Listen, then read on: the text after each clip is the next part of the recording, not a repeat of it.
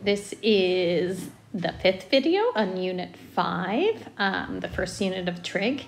And we're going to talk about problems involving applications of right triangles. And there's really two types we talk about here. One is where we're talking about an angle of elevation or depression, and the other is we're talking about bearing problems. So let's do angles of elevation and depression first. So an angle of elevation means when it says, if it says there's an angle of elevation of 50 degrees, for example, angle of elevation means from the horizontal looking up. So if it was 50 degrees, again, from the horizontal looking up. If it was an angle of depression, on the other hand, it's from the horizontal looking down. So say I'm at the top of a building and I see an object down below at an angle of depression of 50 degrees. So from that top of the building, the horizontal, I see some object at an angle of 50 degrees, angle of depression. So again, it's always from the horizontal, either looking up if it's elevation or depression looking down. All right, so in the packet 5.4, one of the homework problems that I want to do is, as an example here, it's one involving a water tower. So here's the problem.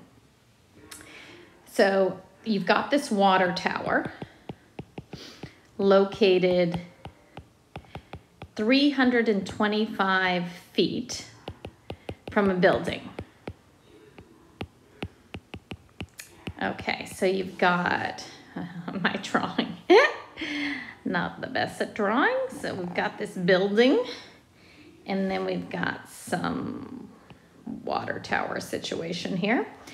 And in this problem, it says from a window in the building, so we've got some window in the building, it is observed that the angle of elevation to the top of the tower is 39 degrees. All right, so we've got some window, and from the window, the angle of elevation, so I'm going to draw a horizontal, to the top of the tower is 39 degrees. So we've got this angle being 39 degrees. And then it says, and the angle of depression to the bottom of the tower is 25. Okay, and now the question is, there are two questions. How tall is the tower? So how tall is this water tower? And how high is the window off the ground? All right, so we do have some right triangles here. And I do know this distance. We said that the distance between the building and the tower at the beginning was 325 feet. So we know this is 325. And I want to know how high the window is from the ground. So maybe that will be the first variable I find. And I also want to know how tall the tower is. And in order to find that, I also need to know this distance here. So we're going to call it y. So let's use two equations to find this. So looking at x and the relationship between the 25 and 325, the tangent function is going to help me there. Tangent of 25 degrees equals x, the opposite, over the adjacent. So this height of the window is going to be equal to 325 feet times tangent of 25, and putting that in your calculator, make sure the mode is degrees, and this ends up being 151.5 feet. All right, let's now find that y value. So y is going to be, to find y, we're going to do, let's do the equation that we need. Again, it's tangent. So tangent of 39 degrees equals y, which is the opposite, over 325, which is the adjacent. So y equals 325 tangent of 39 degrees, which ends up being 263.18 feet approximately. So the window height was one question. We already found that. The height of the tower, or the water tower, is going to be equal to the x times y, x plus y rather. So it's the height of the window plus this y value we labeled, so plus 263.18 feet. So the height of the tower ends up being about 414.7 feet. So, I mean, the big thing here is drawing the appropriate picture. And remember, it's just so important to remember angle of the elevation, horizontal looking up, angle of depression, horizontal looking down. The other types of problems we talk about is bearing. So bearing problems, often used in navigation. When we talk about a bearing, there's two ways often it's presented in a problem. So let's go through the two. So bearing. The first way that sometimes a bearing problem is presented in a problem is the direction isn't specified. So it just says like a bearing of 108 degrees. So if direction is not specified,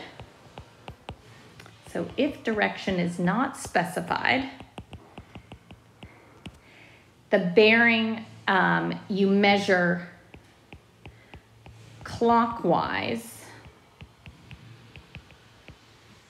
from due north. So what I mean by that is if a ship is traveling at, so say it said ship traveling at a bearing of 108 degrees. So in this case, I tend to always draw my north, south, east, west lines. And the line of travel, if I start from due north here, so this is north, south, east, west. When I start from north, I'm going 108 degrees. So which means, and the labeling is going to be super important, particularly later when we get to non-right triangle trig. So 108 degrees. So that would be the line of travel, that solid line. And this angle between the east line and this line of travel would be 18 degrees.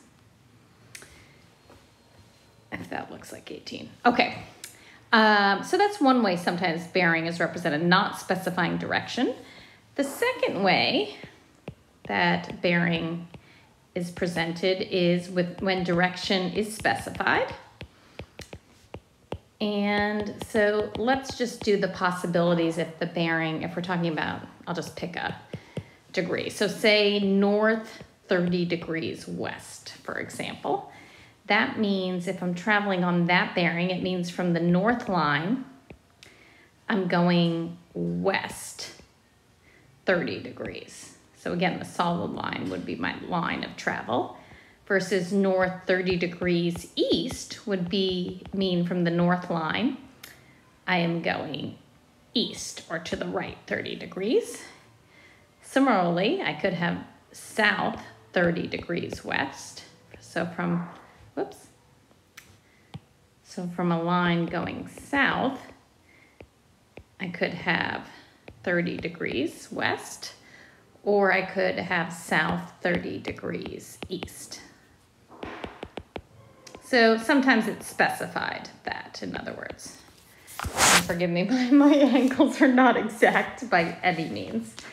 Okay, so let's do an example here. Maybe I'll pick one from your practice problems. And do this. Okay, so I'm going to do number 4. This is in section 5.4. All right, so a plane flies 1.3 hours at 110 miles per hour on a bearing of 38 degrees. So I'm noticing direction isn't specified. All right, so I'm going to leave myself a lot of room here when I draw this. Okay, so I've got this starting point, and I'm going to draw a north, south, east, west line. And it's to start off, we're going on a bearing of 38 degrees. All right. So from the north line, I'm going to go 38 degrees. And so I've got my 38, and this is going to be my line of travel. And what's the distance I'm traveling here? Well, the distance, remember, distance equals rate times time. Since it doesn't give me the specific distance, it does give me time and rate. So it's going to be 1.3 is the time, and the rate is 110 miles per hour. All right, and then it says it then turns and flies 1.5 hours at the same speed on a bearing of 128. Okay, so here was my stop before it turns. And again, you're seeing me draw this north, south, east, west. And now I'm going 128. And that's gonna be for 1.5 hours at the same speed. So I'm going a little bit of a longer time. All right, and then stopping here. So it was 1.5 hours at the same speed at 110 miles per hour. And if this bearing here was 128, that means I've got this little angle here of, so after 90, 128, this little angle is going to be 38. And so let's look, and the question, actually maybe I should start with what we're trying to find. It says, how far is the plane from its starting point? So we're trying to find this distance, x. So let's label some things we know. If this angle is 38 degrees, by alternate interior angles, this angle here is also, this one right here is also 38.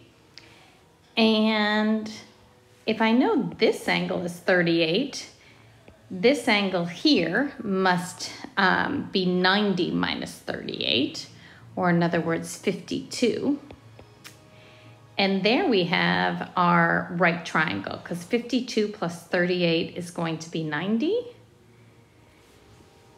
And we're only working with right triangle trig right now, so you should expect a right triangle. It's not going to be the case later on. Okay, so now to find x, I can now that I realize that's a 90-degree angle, I can simply do the Pythagorean theorem, because x squared is going to be equal to 1.3 times 110 squared, which is the distance of the first leg, plus 1.5 times 110 squared, the distance of the next leg. And in your calculator, you do this and then take the square root, and you get 218.3 miles. But I want you all to get in the habit of drawing these accurate pictures with north, south, east, west lines, because soon we're not gonna always have a right triangle. So it's gonna be important to keep track of angles. So the more accurate you can draw these drawings, the better off you'll be later on.